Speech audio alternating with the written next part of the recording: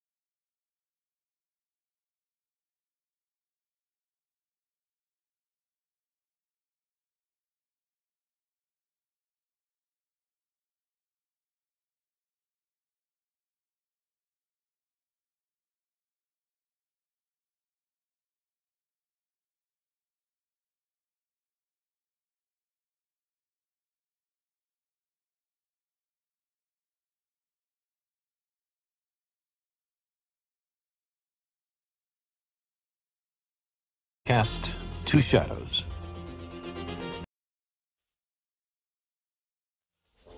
What wonders are waiting for us on the planets of the nearby stars? Are there radically different kinds of worlds, unimaginably exotic forms of life?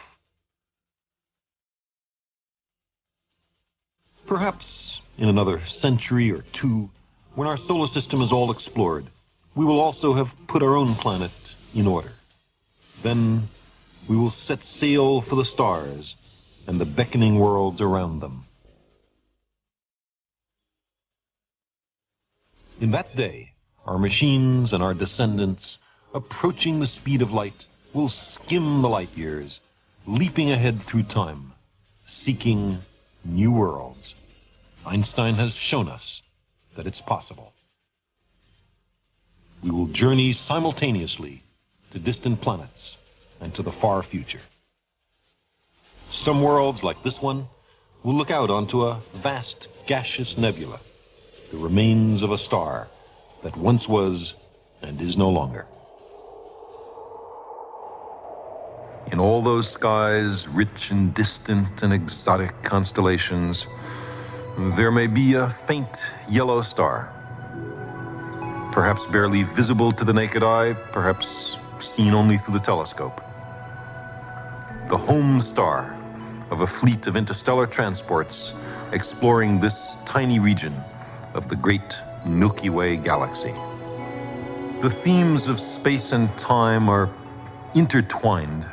Worlds and stars, like people, are born, live, and die. The lifetime of a human being is measured in decades, but the lifetime of the sun is 100 million times longer. Matter is much older than life. Billions of years before the sun and earth even formed, atoms were being synthesized in the insides of hot stars and then returned to space when the stars blew themselves up. Newly formed planets were made of this stellar debris. The Earth and every living thing are made of star stuff.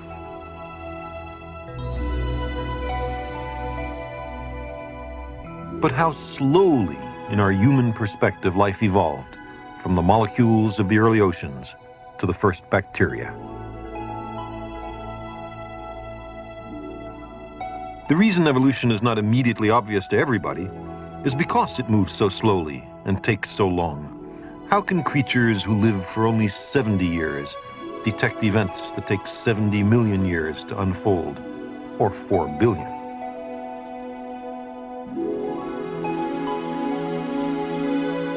By the time one-celled animals had evolved, the history of life on Earth was half over.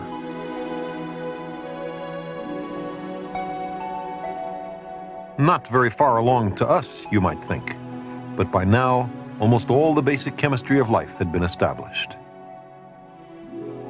Forget our human time perspective. From the point of view of a star, evolution was weaving intricate new patterns from the star stuff on the planet Earth, and very rapidly,